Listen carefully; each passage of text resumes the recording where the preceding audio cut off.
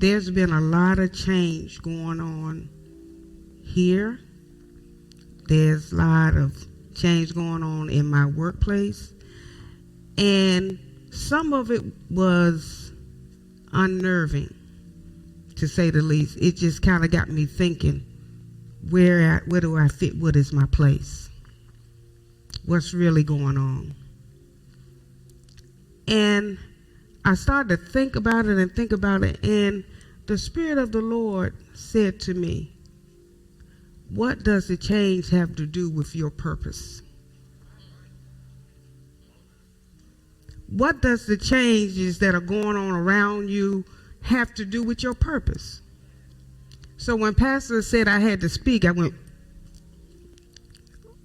what?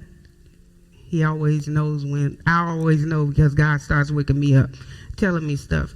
And I said, Lord, what will I say? He said, who do you think you are in the kingdom?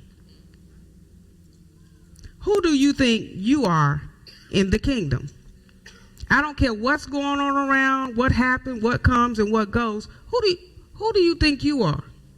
Ask your neighbor, who do you think you are in the kingdom?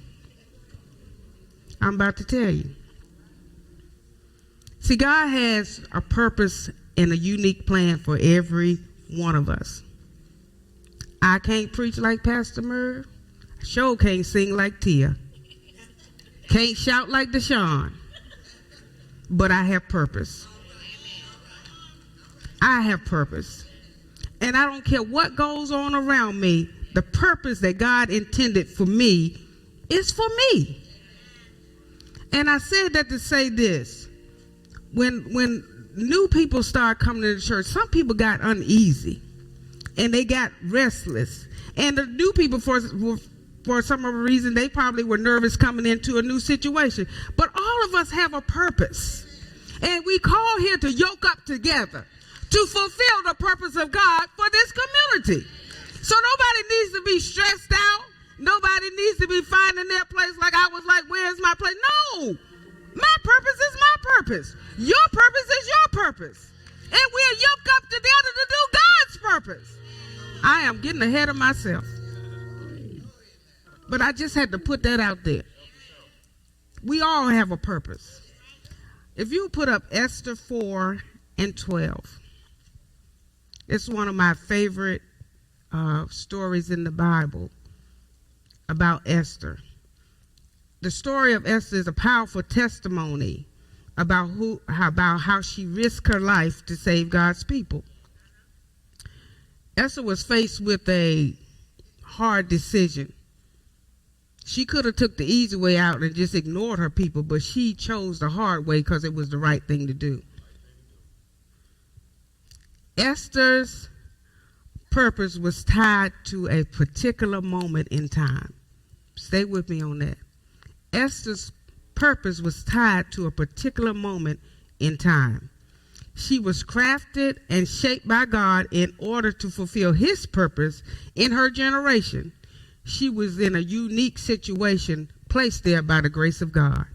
And I submit to you, I don't care where you are in life right now, you ought to be giving God glory in that place. Because it's by the grace of God that you're there. Whether it's up here or down here, it's by God's grace that we are who we are. And he's called us for a specific purpose. So don't get caught up in where you are. Get caught up in who you are.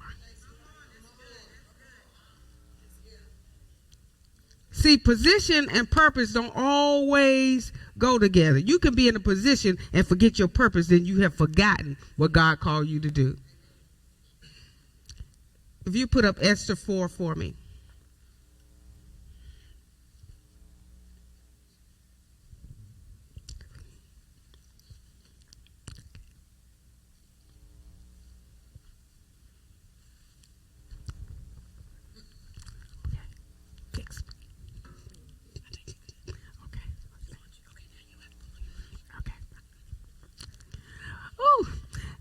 And they told to Mordecai, Esther's words.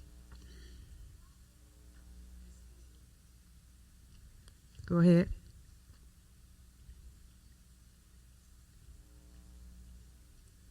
Next verse. Then Mordecai commanded to Esther, think not why thyself that thou shalt escape in the king's house more than all the Jews. Next verse. For if thou altogether holdest thy peace at this time, then shall there enlargement and deliverance arise in the Jews from another place. But thou and thy father's house shall be destroyed. And who knoweth whether thou art come into the kingdom for such a time as this? Next verse. Then Esther bade them to return this answer. Next verse. Go gather all the Jews that are present in Shushan, and fast ye for me, and neither eat nor drink 3 days, night or day. I also and my maidens will fast likewise, and so will I go unto the king, which is not according to the law. And if I perish, I perish. See, God had fashioned and shaped Esther for such a time as this. No doubt Esther could have thought, I'm good, I'm in the kingdom. But let me give you the backstory. Y'all know the story, but I'll give it to you anyway. Esther was an orphan who was raised by her cousin. And when at the king's order, she was brought into the palace and groomed to be a queen. Now, I have to think, because me and my husband did foster care for a long time. And I don't care how much you put into those kids, you won't change who they are, who God has called them to be. You know what I'm saying? Every one of them come in full of aggression. They full of disheartedness, full of hopelessness. And more than time than not, I would say, I don't know why your life turned out like it did. But I do know God gave you to me, so you must be pretty special. And I did everything I did to pull out the purpose of God in their lives. And the reason I'm saying is, Esther was an orphan. She was displaced. She was taken away from everything she ever knew and put in this strange place. Oh, it was good there. They were grooming her. They was making her out of a diva. But her heart was still with her people. But she didn't know that that was her purpose. So when the order came down for that the Jews were going to be killed, she said to Mordecai, and I laughed at myself because I ran this in my brain, and I said, Mordecai was out there hollering, crying out there in front of the fence and carrying on, and she said, go see what's wrong with Mordecai. Mordecai said, they're getting ready to kill us. And you're in a position to stop this. And so she sent him some clothes out there. You don't understand. They're getting ready to kill us. We need you to, in your position, to stand in for God's people. We need you to stand in for God's people. Who do you think you are in the kingdom? You're in the kingdom for such a time as this. And so when she understood, first Mordecai told her, you got to understand now, you're a Jew too now. And when the killing commenced, that don't mean you will be excluded. So if you keep your mouth shut, you might just be one of them as well. Esther's like, what you say, Morty? I could be killed too, but it ain't time for me to go into the king. He said, if you keep your mouth shut, you might not get to go nowhere. She said, okay, here's what we're going to do.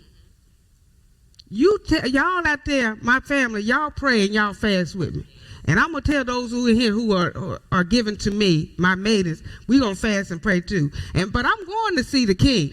And if I perish on the way, I'm going to perish going to see the king. I'm going in for my family. Who do you think you are in the kingdom? God has groomed you. He has pruned you. He has kept you. He has shaped you for such a time as this.